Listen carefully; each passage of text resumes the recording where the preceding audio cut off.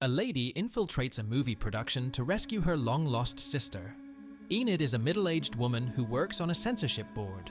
Enid reviews gruesome movies daily and is suffering from the childhood trauma of losing her sister, Nina.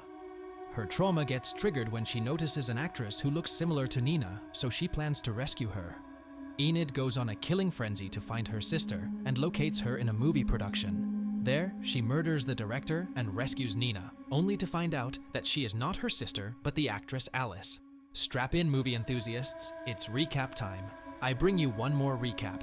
Today, I'll explain a horror thriller movie called Censor from the year 2021. So let's start. The movie opens with Enid reviewing a movie with her co-worker, Sanderson. Enid is a middle-aged woman who works for a film censorship organization. Her job is to watch movies before they are released and censor or cut out scenes that are deemed too violent or too controversial. Enid argues with Sanderson that they should cut out the scene where a person gets their eyes gouged, but Sanderson disagrees. Now, we see a montage of news and program hosts discussing that the movies are showing too much violence these days and how it's affecting people negatively.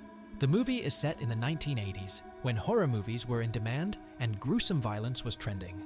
After work, Enid heads home, and on her way out, she sees a red-headed lady. Enid calls her, hoping it's her long-lost sister, but it's someone else. Enid lost her red-headed younger sister, Nina, when she was little, and Enid still struggles with her loss. Enid reaches home and receives a message from her mom, June, inviting her to a dinner. She goes to dinner with her parents, who inform her that they are officially issuing a certificate for Nina's death, despite the fact that she's still missing. Enid still grieves for her sister, and believes she might be out there, alive. Her parents care for her and tell her not to torture herself. They want her to move on from Nina and the guilt because it has been decades since Nina went missing. Enid doesn't listen and still hopes to find her sister because deep down, she feels it was her fault that Nina went missing. She returns home and goes through Nina's remnants, which include a childhood picture of the sisters and a newspaper mentioning her disappearance in the forests. The next day, Enid goes to work and reviews a movie with her senior colleague, Anne. They criticize a scene where a woman is being assaulted by a man. In the office kitchen, the ladies discuss that the directors these days are making more male-appealing movies and including too many excessive scenes. Afterwards, Enid gets called into her boss's office. Her boss, Fraser, tells Enid and Sanderson that they both passed a movie called Deranged, which included a scene where a man eats someone's face. Fraser informs them that there's been a recent crime report where a man murdered his family in the same way, inspired by that movie. And because of that, the press is blaming the censorship board, specifically Enid and Sanderson, for greenlighting the movie. Fraser now warns them to tread carefully and reject any movies they feel are too violent. The press has now named the killer the amnesiac killer because he doesn't remember committing any crimes. Back at home, Enid gets a call from a stranger who berates her for passing the movie and cusses at her. Enid's trauma gets triggered, and she remembers a flashback of the day Nina went missing, and their parents were mad at Enid. The following day, Enid goes to work, where the media starts questioning her about the murder. Later on, she meets a producer named Doe Smart, who was here to get his movie reviewed. The movie's name is Don't Go in the Church, directed by Frederick North. Enid reviews the movie with a kind colleague named Perkins. The movie shows two girls going into the forest to play a game. The older girl forces the younger one to spin and go inside the dark cabin. This reminds Enid of her childhood trauma with her sister. In the movie, the older girl picks up an axe and murders the other girl inside the cabin. The movie ends with the girl exiting the cabin with a giant, beast-looking man. Enid rushes to the washroom and pukes. Perkins comforts her and shares a story about his late mother. Enid opens up to him about what is stressing her and asks why the amnesiac killer doesn't remember what he did. Perkins tells her that the human brain has very strange coping mechanisms. The human brain can edit out many things when it can't cope with the truth. Enid returns home and talks with her mom. At night, she goes to sleep and dreams about her sister again. In the dream, a young Enid searches for Nina in the forest in front of the same cabin from the movie she just reviewed. She sees the beastman from the movie walking towards the cabin. Adult Enid walks back home, where she sees her mom, who aggressively blames Enid for Nina's disappearance. At work, Enid starts conspiring against director Frederick North and starts to find dirt on him. She goes to the movie store to buy his films. There she sees a movie named The Day the World Began, with a cover that displays a happy family standing in a beautiful yard. This makes her happy. She notices the shopkeeper is selling a banned movie to a customer, so she blackmails him. She asks the shopkeeper to give her one of the unusual Frederick North movies, so he gives her the movie Asunder, starring actress Alice Lee.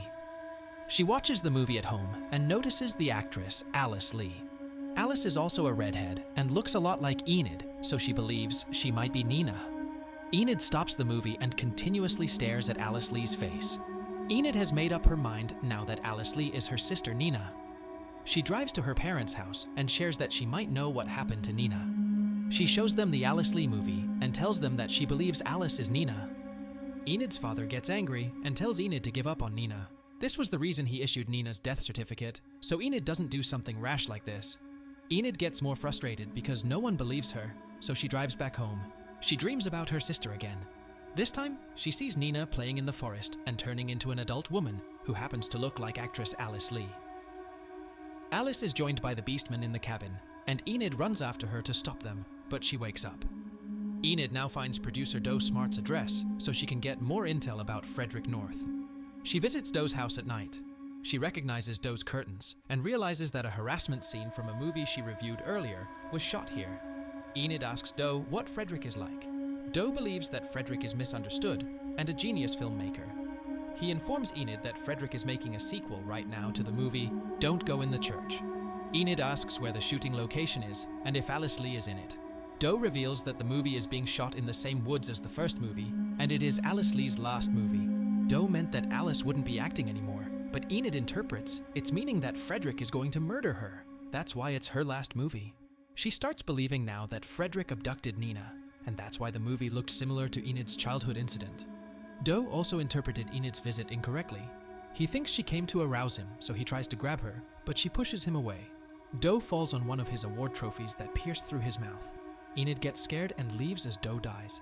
She goes home to clean herself and gets another call from an angry stranger, complaining about not censoring gory movies. She goes to her office and finds a document that mentions the location where Frederick North is shooting the sequel. Meanwhile, Anne and Sanderson discuss that the amnesiac killer stated in court that he hasn't seen the movie from which his murders were inspired. Enid gets swarmed by reporters again, who are questioning what Enid has to say about the murderer now, but she gives no comment. She drives to the location of the movie, which is in the forest, with the intention of saving Alice. There she sees a makeup trailer and meets a makeup artist named Debbie. Debbie mistakes Enid for an actress for whom she was waiting. She tells Enid to enter the trailer so she can get her dressed as the older sister of Alice Lee in the movie. She dresses Enid in a white gown and takes her to the shooting spot, where she covers her in blood. Alice now gets introduced to the director, Frederick North. Frederick guides Enid and provokes her to get her emotions out for the scene. Enid starts questioning him about the first movie, asking where he got the idea of two girls playing in the forest. Frederick reveals it was inspired by real events, just like most of his horror movies. Enid is certain now that Frederick abducted her sister, so she begs him to let her see Alice now. Frederick thinks she's acting, so he takes her to the scene where Enid picks up an axe and enters a cabin. There she comes across the Beastman, who hugs her and calls her his love.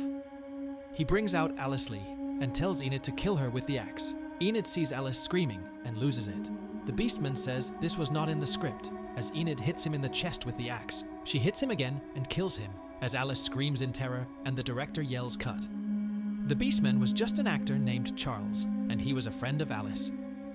Enid blames Frederick for everything, so she swings the axe at him and chops his head off. Alice runs away, so Enid chases her, calling her Nina and begging her to come back. Alice trips and falls, so Enid explains everything to her. She tells her that she is her sister, and she is trying to save her from Frederick and the Beastman.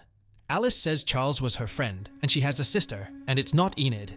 Alice calls Enid insane, and runs off as Enid lies in the mud and cries, begging Alice to return. At this point, Enid has gone fully delusional, and she uses a remote controller to bring Alice back. She starts imagining that everything looks bright and shiny as Alice returns, looking happy. Alice thanks her for rescuing her, so they both run away from the forest happily. Enid drives her away, and the screen glitches, quickly revealing Alice screaming in terror. Enid brings Alice home to her parents, where they greet them happily. Alice runs towards them and hugs them as they look like a happy family, depicted exactly like the happy family on the movie cover she saw in the store. The screen glitches again, as Alice asks Enid's parents to save her while they look confused. Enid turns around and looks at the camera. She smiles, believing her life is complete now, and the movie ends here. Basically, Enid started imagining that she saved Alice, and now her family is complete. But in reality, Enid was having a mental episode where she had kidnapped Alice. Enid's brain rejected the truth that Alice isn't her sister, and it made her feel that she was having the happiest moment of her life, just like Perkins mentioned. I hope you like it. Please comment down on what you liked about this movie and what scene you liked. And don't forget to subscribe. See you in our next video. Thank you for being a part of Black's Movie Recaps. If these tales of mystery and intrigue sent shivers down your spine, make sure to hit that like button and subscribe to Black's Movie Recap for more bone-chilling narratives. Stay tuned, and until next time, stay captivated.